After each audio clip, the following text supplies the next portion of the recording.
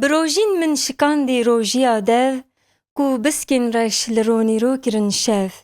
Li dil cejne ku em her du gihan hev, zivistan çû li dil îro bihar e.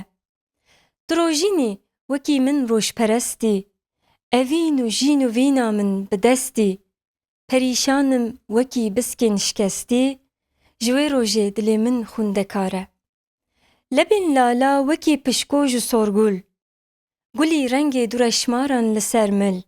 Ji wan çavan ku tîr barîn li ser dil, xeman naxwî divê rê şehswar e. Ji dûrî sed qedeh da min evînê, evîndarim ji hiş naçim dijînê. Tenê serxweş kirim cama civînê, dilê seyda bi şadî û şiyar e. Li ser danî te zêrtaca sîmenper, di ristê da çi salarim bi leşker.